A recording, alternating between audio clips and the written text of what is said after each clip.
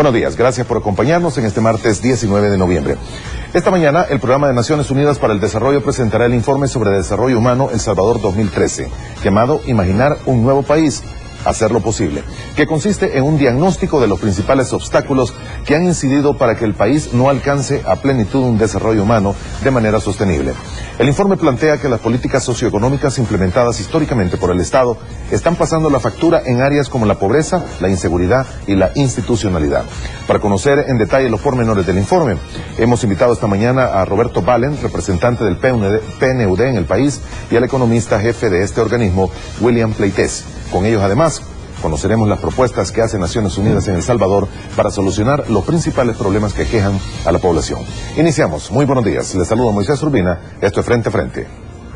El informe es un diagnóstico que plantea cómo las políticas históricas implementadas por el Estado han generado consecuencias negativas en la actualidad y que se ven reflejadas en temas como los altos niveles de pobreza, la emigración en búsqueda de mejores condiciones de vida, la desigualdad social y de género. Un modelo de desarrollo humano sostenible es un modelo que pone a la gente al centro de sus políticas y que toma en cuenta de que las políticas sociales, económicas, las políticas sectoriales, estructurales, las políticas, digamos, también relacionadas con la infraestructura competitiva del país, son un medio para alcanzar el bienestar de la gente.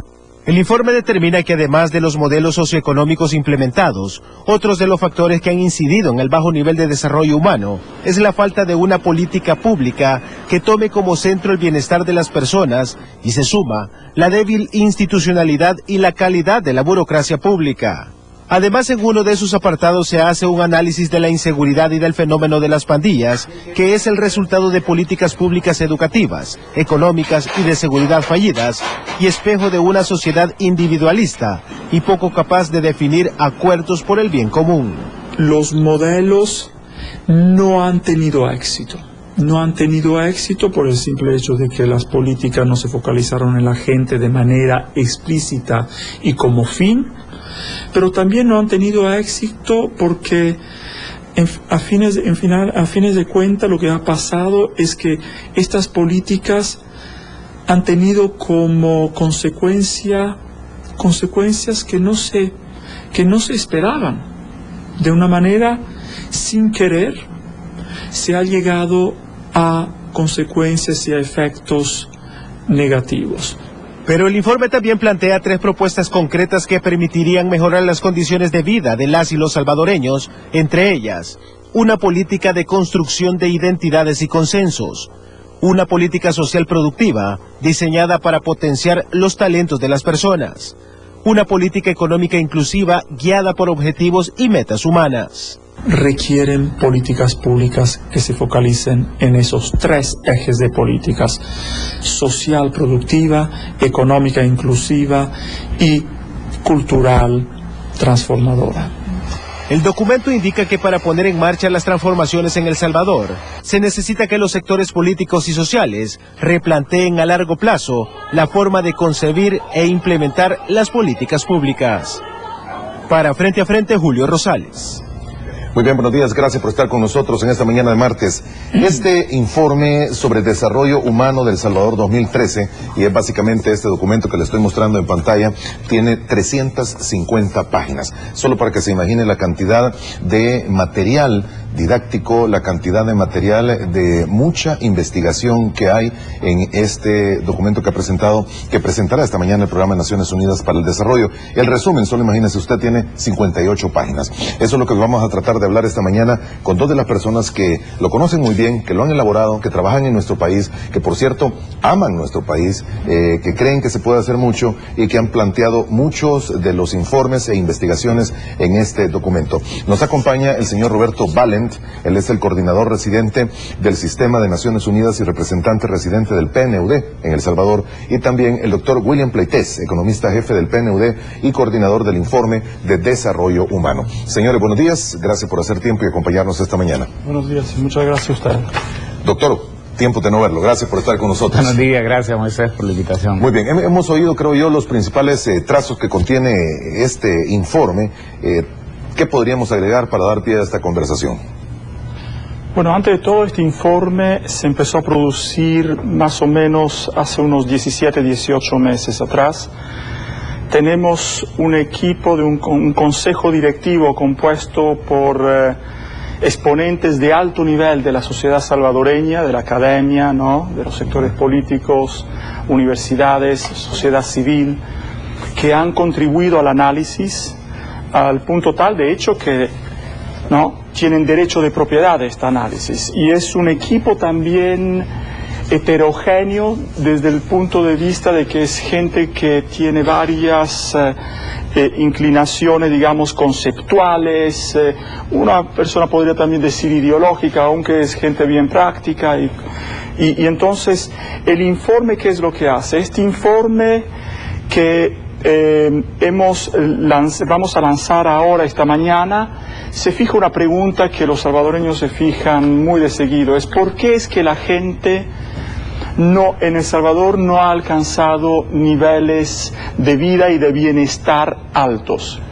Y de ahí lo que hacemos es empezar por el comienzo, ¿no?, que es un diagnóstico de país.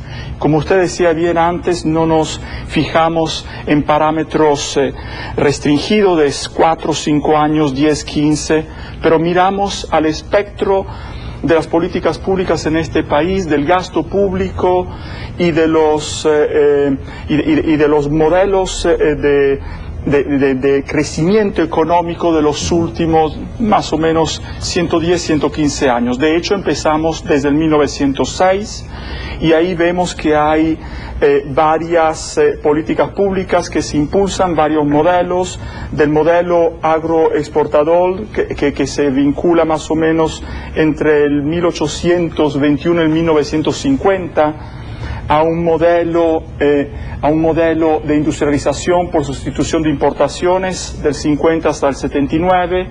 Entre el 79, 80 y el 90 tenemos, yo pienso, el periodo de la guerra civil, y después, ahora tenemos del 90 hasta ahora, tenemos el modelo de promoción de las importaciones. Esto de manera muy general.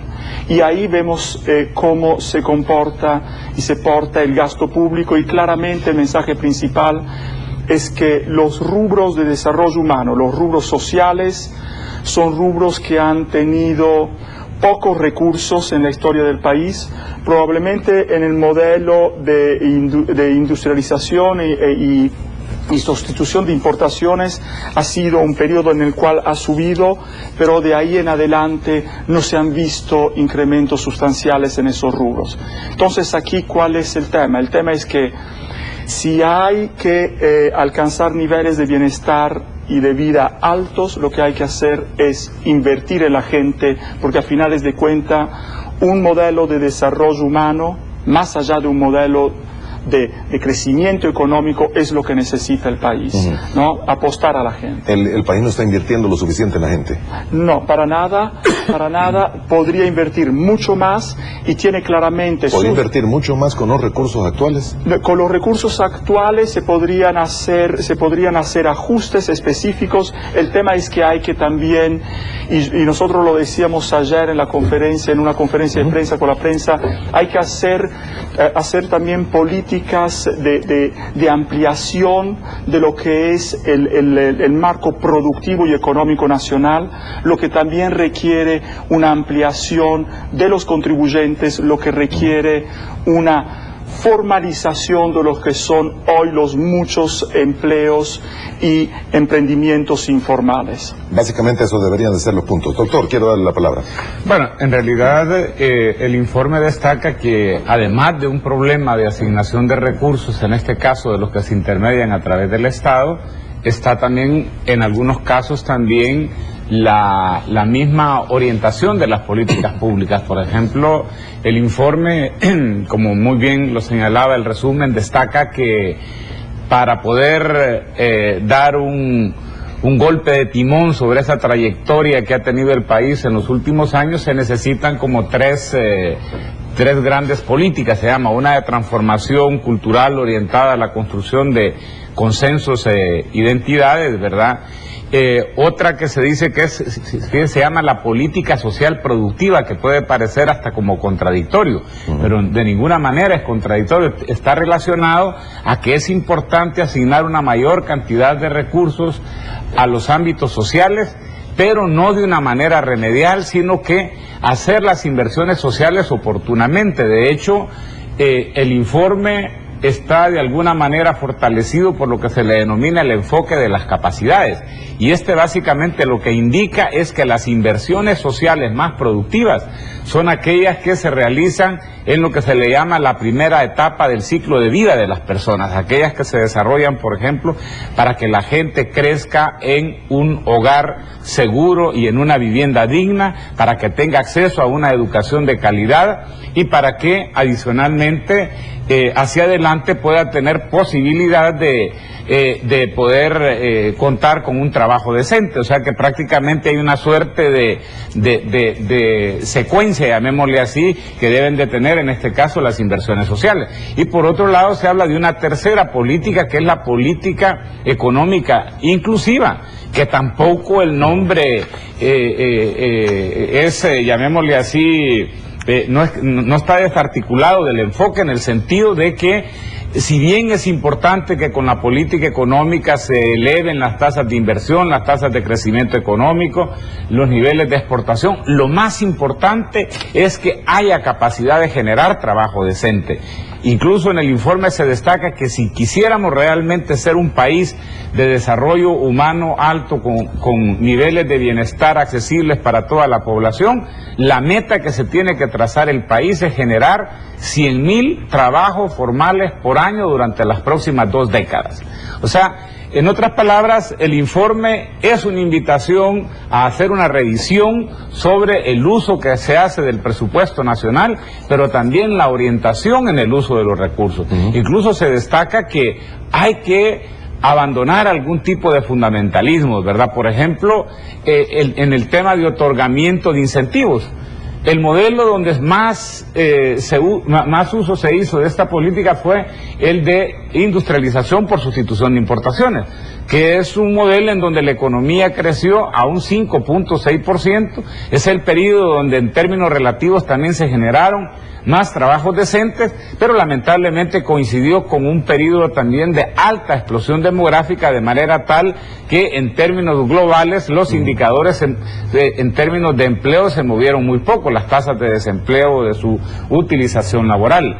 Entonces, el informe destaca que realmente hay que volver a revisar también esa política de incentivos, de manera tal pues de poder apuntalar lo que serían las grandes apuestas estratégicas que permitirían generar esos 100.000 empleos anuales que necesita el país para salir adelante. Es necesario que el país, por un lado, haga una apuesta de largo plazo a favor de la expansión de las capacidades de las personas y por el otro, que sea capaz de crear la voluntad política para que esa decisión alcance su propósito. Y en países como el nuestro, que estamos en planes cortoplacistas, que lo más que podemos llegar es a 5 años, si es que somos optimistas, ¿cómo puede hacerse?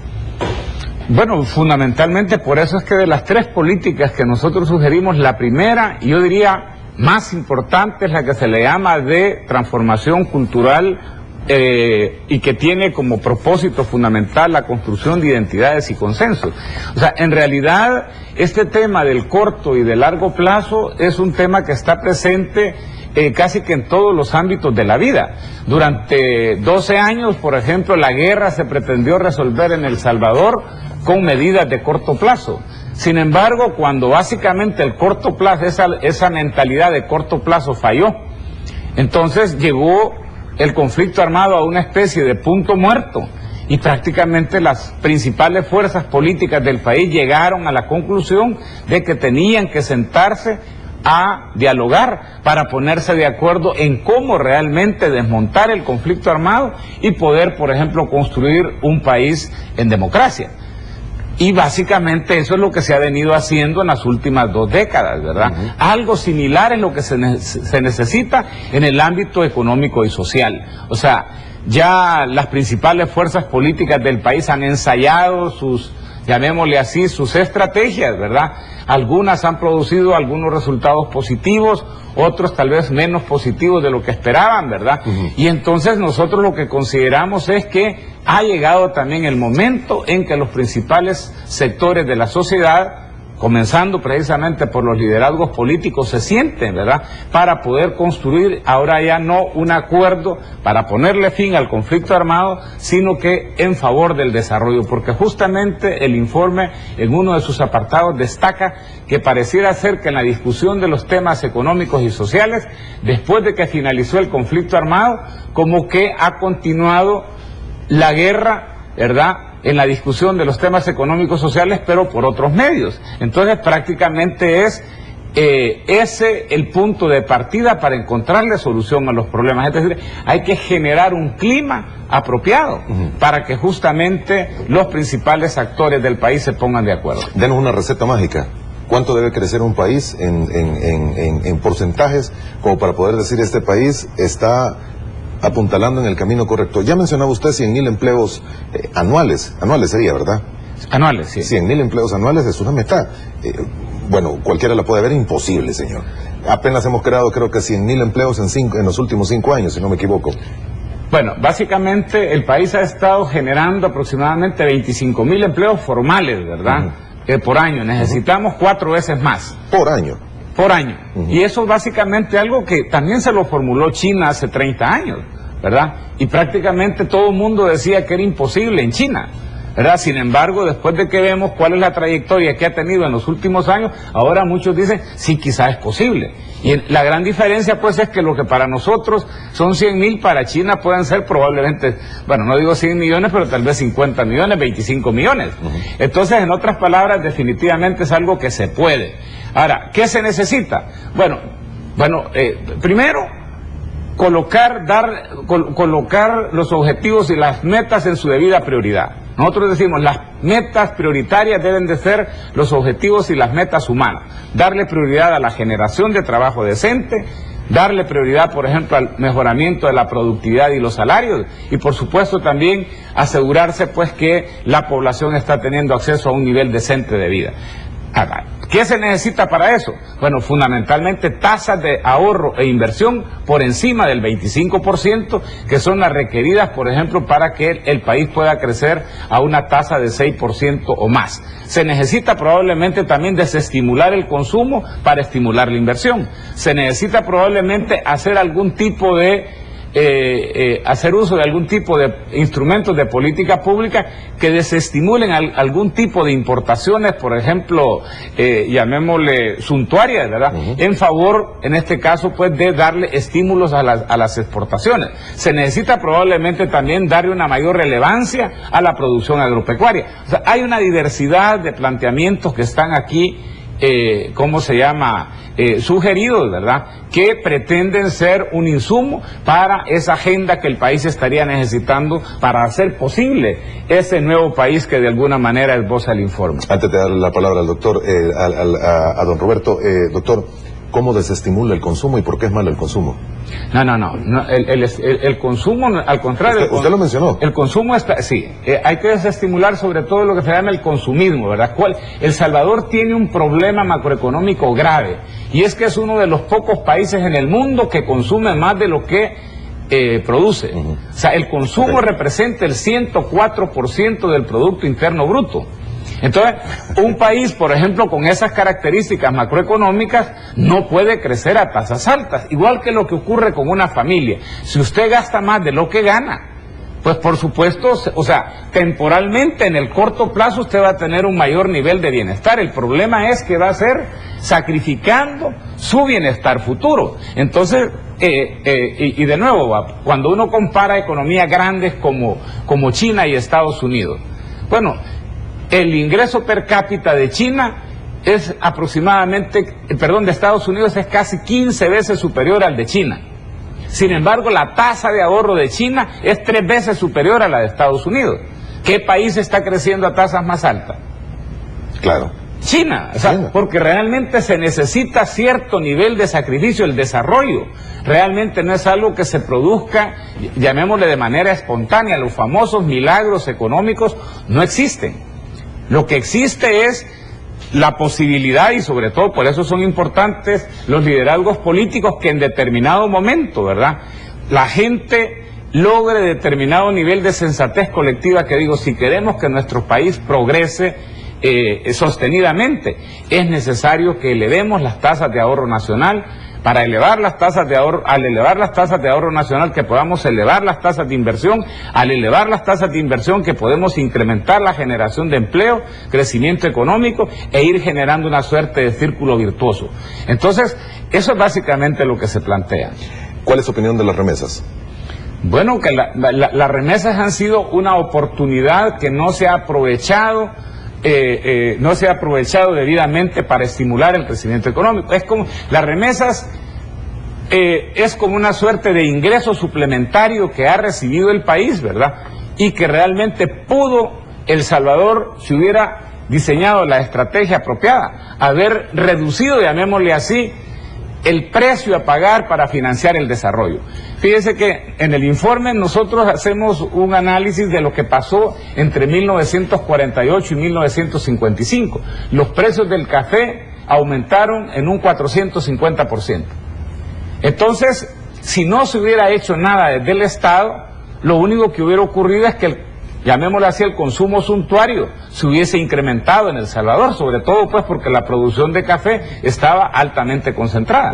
¿Qué hizo el gobierno de la época? Sustituyó un impuesto que había y que había sido establecido en 1915, ¿verdad?, que era por quintal de café exportado, y lo sustituyó por un impuesto al valor, es decir, al precio del quintal de café. Y eso automáticamente casi que le triplicó los ingresos fiscales, y fue lo que se utilizó para todos los incentivos que fueron utilizados para viabilizar el modelo de industrialización por sustitución de importaciones. Ahora con las remesas hemos estado recibiendo, yo diría, un volumen de divisas muy superior a lo que en su momento significó el aumento de los precios del café, y por un periodo más prolongado. Nosotros no decimos que hay que ponerle un impuesto a la remesa. Eso le iba a preguntar. No, hay que ponerle un impuesto al impacto de las remesas, que es el consumismo. Fíjese que el crédito al consumo en el país en 1988 representaba el 3% de la cartera total de créditos del sistema financiero. Hoy representa el 29%.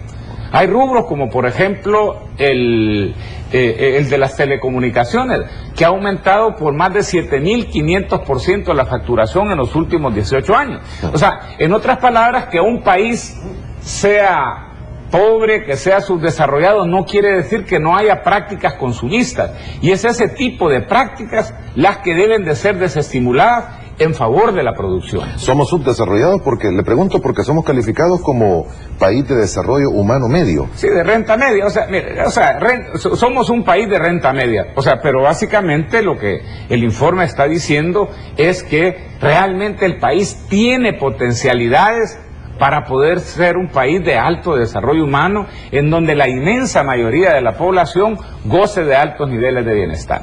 Muy bien, don Roberto, y antes de ir a la pausa, hay que proteger, potenciar y retener a la gente. Ese es el mayor reto de El Salvador para construir una sociedad de oportunidades.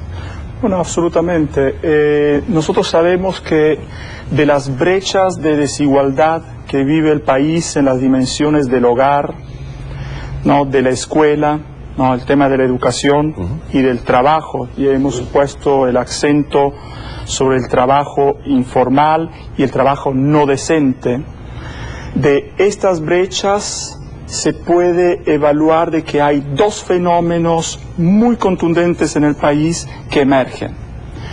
Uno de estos fenómenos es la migración es incontenible. El país tiene más de 102 personas por día que se están yendo del país, y no son solo los pobres, son también clases medias y clases altas que se están yendo del país porque no encuentran oportunidades en el país. 102 personas por día de promedio los últimos 2 años. Entonces, el tema aquí es que esta gente es la gente también que tiene fuerza para emigrar, fuerza para ir a través de un vía crucis entre aquí, Estados Unidos, Canadá y otros países. Tienen un cierto nivel de educación, de hecho cuando se hace el análisis, el nivel de educación es más elevado de otros y son los que tienen la capacidad de poder ir, trabajar para traer remesas al país y a sus familias. Entonces, ahí claramente hay una fuga de cerebros, hay una fuga de fuerzas vibrantes de esa sociedad que habría que hacer todo lo necesario y posible para poder mantener en el país, para que puedan contribuir a la economía nacional de manera formal, decente, de ninguna manera como PNUD. Nosotros decimos que al sistema de economía informal hay que ponerle impuestos a los microempresarios informales.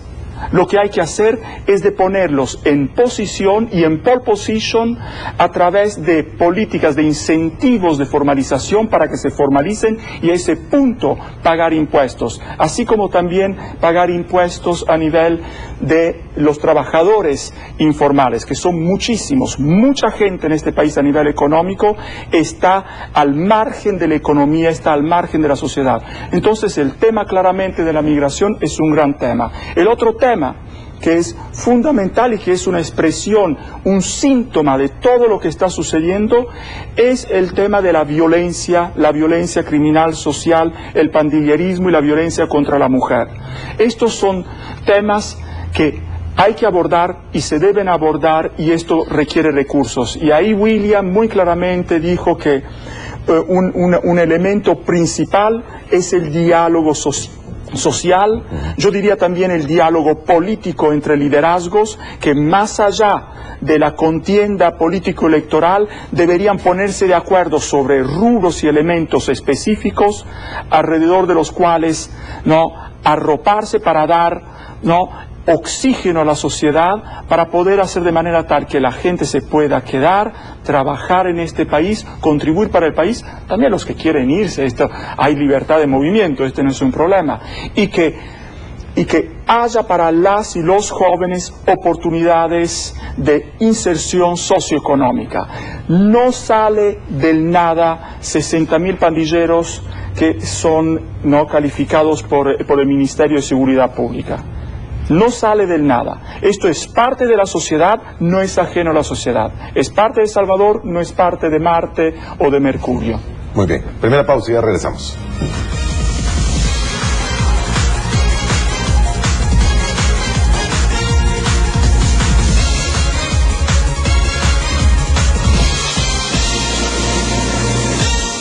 Muy bien, gracias por continuar con nosotros. Nos acompaña don Roberto Valen, coordinador residente del Sistema de Naciones Unidas y representante residente del PNUD en El Salvador, y el doctor William Pleitez, economista jefe del PNUD y coordinador del Informe de Desarrollo Humano. Fíjese que quería hacerle un comentario de los amigos a través de las redes sociales. Un usuario de Twitter que se llama Juan Pueblo decía, bueno, al fin alguien está hablando de pedir que paguen impuestos los que menos pagan en este país, y se refiere a los informales.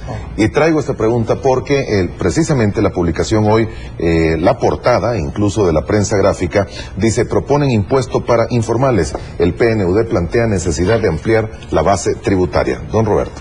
Sí, bueno, ahí yo pienso que voy a tener que contextualizar este titular. Lo que el PNUD está impulsando es el concepto de una economía inclusiva. En el marco de una economía inclusiva, claramente no se puede tener un 60% de la población económica activa al margen de la economía, sin pagar impuestos. Pero, ¿qué es lo que hay que hacer? Antes de imponer impuestos a la gente que está amarrada a la economía informal, en particular a gente que no tiene recursos o no está encadenada con los ejes productivos, con la cadena de valor económica, lo que hay que hacer es de crear incentivos para formalizar esos emprendimientos y esos trabajos y empleos informales. El tema no es de poner un impuesto al informal, es de formalizar, porque automáticamente, una vez que se ha formalizado el emprendimiento, se ha formalizado el trabajo, el empleo, el impuesto es automático, pero para eso se requiere dignificar el emprendimiento, se requiere dignificar el empleo.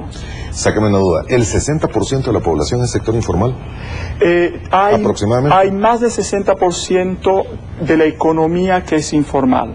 Los datos de la OIT son bien claros. Wow, pero entonces, 60% es una cantidad bastante grande para un país como el nuestro. Absolutamente, y es por eso que uno de los principales elementos que hay que tomar en cuenta es que no se puede, antes de todo, dejar a una economía en la informalidad. Y la informalidad no es solo un tema de pobreza. Yo estaba escuchando el tema de las pupuserías, etcétera. Hay informalidad también en la evasión fiscal. Hay elementos de evasión fiscal importantes en el país. Nosotros en nuestra interlocución con actores institucionales, esto sale de manera muy frecuente. Entonces, mirar el tema del seguimiento, ¿no?, de los sectores formales y de los sectores informales para que no haya evasión es un tema. El otro es de formalizar lo informal dándole dignidad, es un tema de derechos humanos, el derecho a salario mínimo, el derecho, ¿no?, a una pensión, etcétera. Entonces es ahí que a través de la formalización de estos empleos, de estos emprendimientos, se amplía también no solo los derechos, pero también las obligaciones, que son obligaciones de ciudadanos. No podemos tener todos estos ciudadanos que no contribuyen al marco fiscal nacional cuando se está también planteando una inversión social importante, se está planteando la necesidad para el país de hacer crecer los empleos formales de 100.000 por año, y esto es posible, no es una quimera, no es un sueño, es una posibilidad, y de hecho muchísimos están trabajando. El tema es que están trabajando muchos alrededor de trabajos y empleos que no son dignificados. Este es el tema principal. Este es un área donde se podría hacer ancla a corto, mediano plazo, pero tienen que activarse incentivos de formalización, y esto requiere claramente de políticas claras de formalización. Mire que los gobiernos de El Salvador, los últimos gobiernos de El Salvador, han hecho esfuerzos a nivel de formalización de empleos a nivel rural. Estos esfuerzos hay que ponerle más energía todavía, hay que ampliarlos enormemente, hay que poner recursos detrás. Si esto quiere decir la activación de un impuesto de IVA, pero diferenciado, porque no se puede siempre ampliar el IVA básico, no, donde la gente que paga es siempre la misma. Hay que también poner IVAs diferenciados, que si un señor o una señora se compran un vehículo de lujo, o se compran el helicóptero, o se compran el maquillaje de no sé qué marca o cuál otra para no hacer publicidad, ahí claramente son productos de lujo. El champán, en vez de pagar lo mismo que se paga para el champán, que es lo que se paga para el agua, se le podría poner en vez del 13%, el 25%. Estoy dando una cifra, son cosas que estamos hablando a voz alta y en borrador. ¿Hay experiencias de este tipo en otros países? Pero absolutamente. Se imagina usted que los países que hacen inversiones sociales fuertes, se hacen ahorros enormes en un marco de un esquema de ahorro entre empresas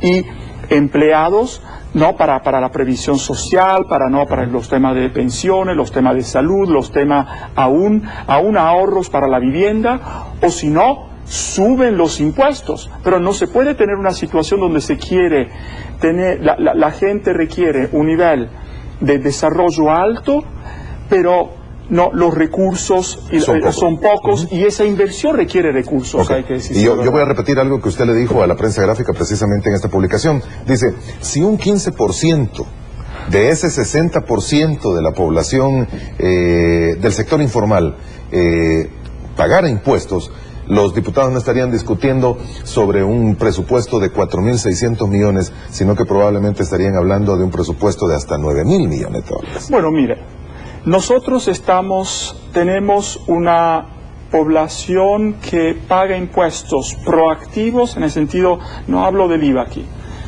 de no más de 300.000 personas en un país de 6.2 millones de personas.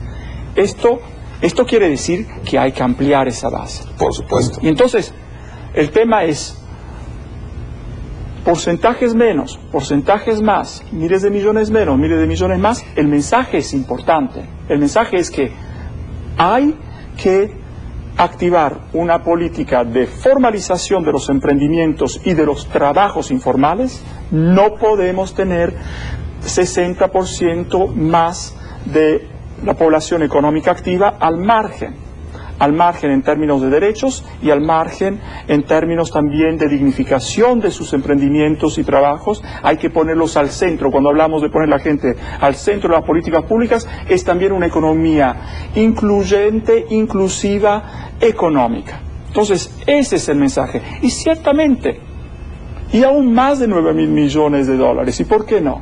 Ahora, vamos a llamarlos econométricos, que nos van a echar una mano para poder mirar más detalladamente estos elementos. Pero el mensaje es ese. Muy bien. Vamos a hacer la segunda pausa comercial. Cuando regrese, le hago un par de preguntas, doctor, que tengo un par de inquietudes también de los amigos televidentes. Ya regresamos.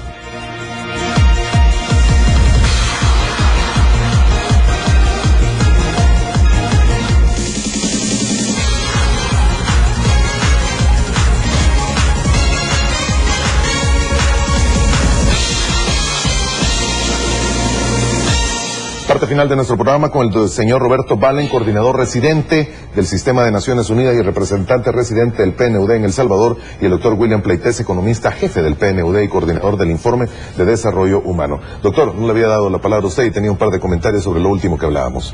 No, realmente señalando que en este tema de la informalidad, ¿verdad?, decir que está muy relacionado con el centro de la temática abordada en este informe.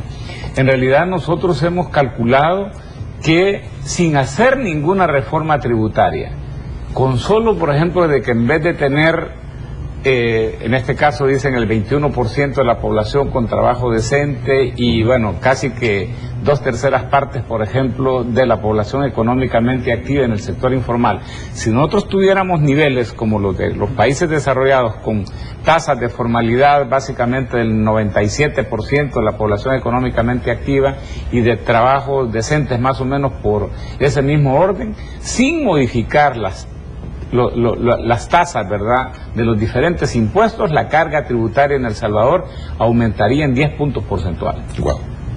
O sea que en otras palabras, el tema fiscal también se resuelve a través del empleo. ¿Y la tasa de formalidad del país cuánto andará, doctor? Bueno, eso es lo que decíamos, la tasa de formalidad anda, Roberto decía... 21% No, de la no, población económica. la de formalidad decía... De informalidad es más de 60%. O sea que estaríamos hablando como de cerca de 38% la de formalidad. La de formalidad. Muy bien. Ahora, doctor, ¿hay algún segmento en este informe sobre lo que debe considerarse como los subsidios en el país y la vigencia o la validez de los mismos?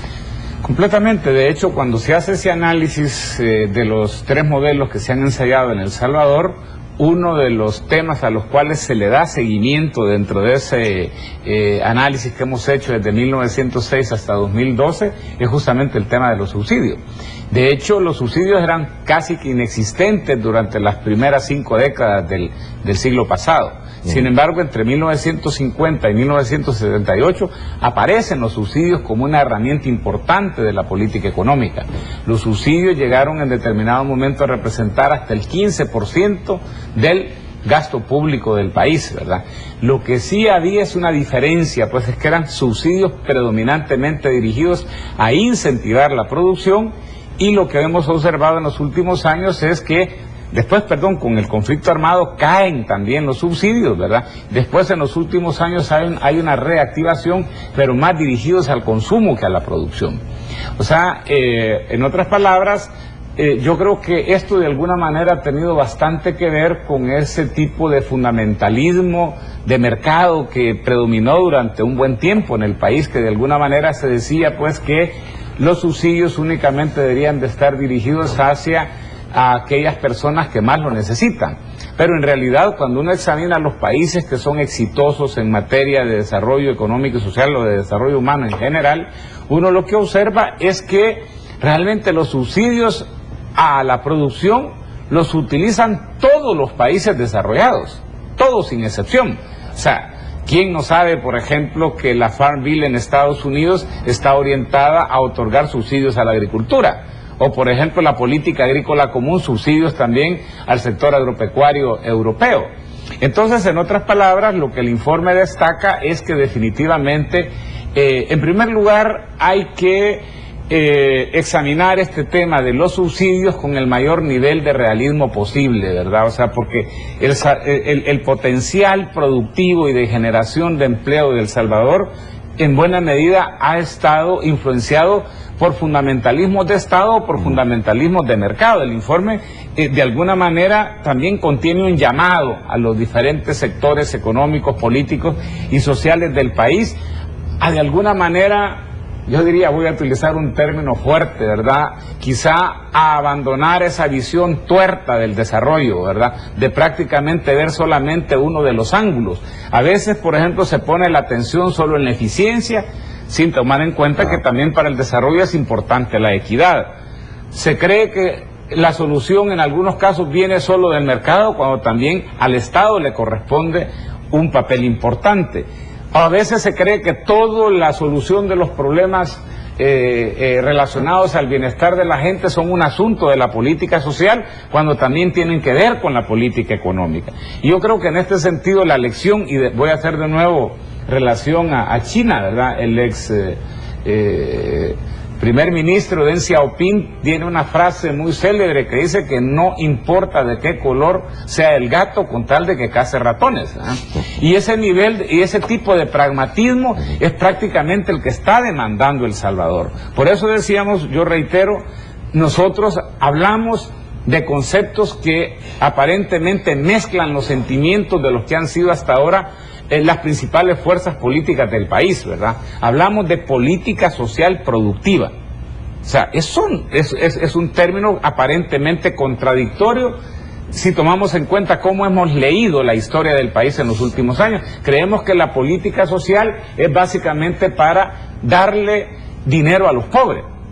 Y realmente la política social productiva lo que dice es que obviamente no excluye la posibilidad de dar subsidios focalizados a quien más lo necesita, pero lo más importante es darle prioridad dentro de la política social a las políticas orientadas al despliegue de las capacidades de la gente, o sea, a que todos esos talentos con que la gente nace realmente se puedan desarrollar y que posteriormente puedan estar al servicio del bienestar de las personas y del bien común. Y cuando hablamos de política económica inclusiva, decíamos, es porque realmente no debe de abandonarse nunca que lo más importante, sobre todo en materia económica, como dice una frase ahí de León Tolstoy, ¿verdad?, es que realmente la gente tenga en el trabajo un espacio de realización personal. Uno de los principales promotores, ¿verdad?, de lo que es básicamente las políticas sociales en la Unión Europea, y que es ampliamente citado en el informe, un sueco, Sten Andersen, tiene una frase célebre que dice que una buena política de pensiones comienza con el cuidado de los bebés, ¿verdad? Como para decir, miren, ahí es donde está la verdadera riqueza de una nación, en la explotación de los talentos de su gente. Qué bueno, y no puedo decirle nada más.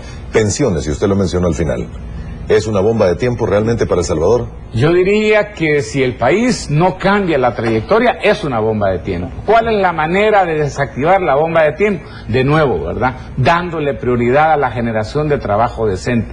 Para un país en donde solamente el 21% de la población tiene trabajo decente, elevar las tasas de trabajo decente dispararía el crecimiento económico, dispararía los ingresos fiscales y, por supuesto, pues, o sea, que el problema fiscal se podría resolver. De hecho, uno de los gráficos que está también en este informe sobre desarrollo humano está relacionado con la trayectoria que ha tenido la deuda pública en el país en los últimos años. O sea, estamos en uno de los niveles, por ejemplo, en donde la deuda pública está ya cercana al 60% del PIB, pero antes de la finalización del conflicto armado, la deuda pública llegó a niveles superiores al 80% del PIB. ¿Cómo se hizo descender la deuda pública? Bueno, en esos 5 años donde hubo mayor crecimiento económico, eso hizo que se redujera de manera importante la deuda pública. O sea, y la deuda previsional de alguna manera es deuda pública también.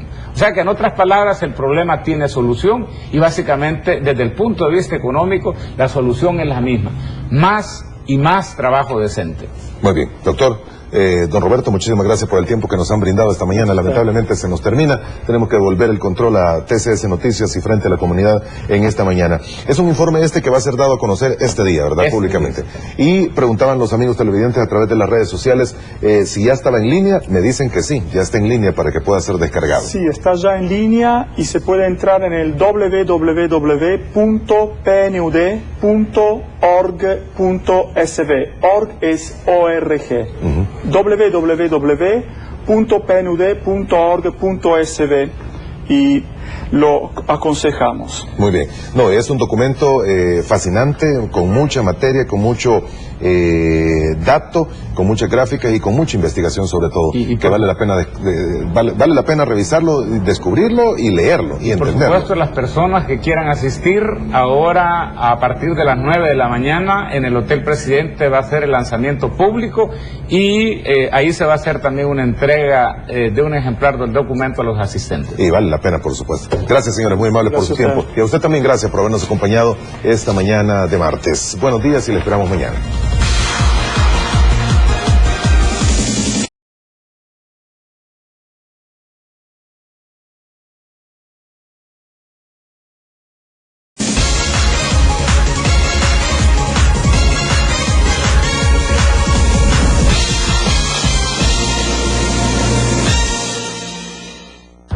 Ya te vi. Esto es para ti. Ay.